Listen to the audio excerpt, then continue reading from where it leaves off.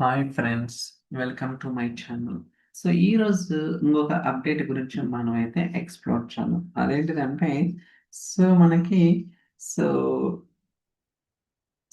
Snowflake database ఉంది కదా.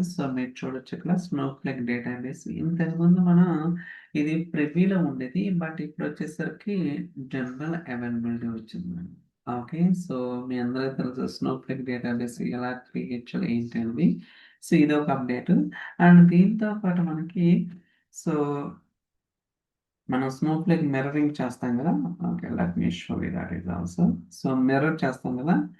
ఇక్కడ మనకి లాగిన్ అయ్యేటప్పుడు 3 ఆప్షన్స్ ఉన్నాయి. ఒకటి స్నోఫ్లేక్ అకౌంట్, రెండోది కీ పేరు అండ్ మైక్రోసాఫ్ట్ అకౌంట్. ఓకే, మనకి 3 ఆప్షన్స్ అయితే ఉన్నాయన్నమాట.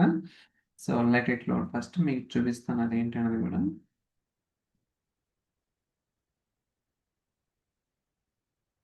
Okay, Snowflake.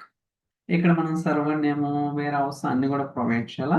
అయితే అథెంటికేషన్ మీరు చూసుకుంటే స్నోఫ్లేక్ ఉంటుంది, అలానే మైక్రోసాఫ్ట్ అకౌంట్ ఉంది, అలానే కీ పేర్ ఆప్షన్ కూడా ఉంటుంది అనమాట. ఓకే, సో ఇది జనరల్ అవైలబిలిటీ వచ్చింది అనమాట. ఇంతకుముందు మనకి ప్రివ్యూలో ఉండేది, బట్ ఇప్పుడు వచ్చేసరికి సో జనరల్ అవైలబిలిటీ వచ్చింది. ఈ 2 అప్డేట్స్ అయితే మీరు నోటీస్ చేయొచ్చు, ఎస్పెషల్లీ రిలేటెడ్ టు స్నోఫ్లేక్ అనమాట. Okay, it is Snowflake database general availability and keep your option in mirroring కావచ్చు, లేదా వేరే స్నోఫ్లేక్ తోటి కనెక్ట్ అయ్యేటప్పుడు ఈ ఆప్షన్స్ అయితే మనం అయితే యూజ్ చేసుకోవడానికి పాసిబిలిటీ ఉంటుంది అనమాట. Okay, that's all guys.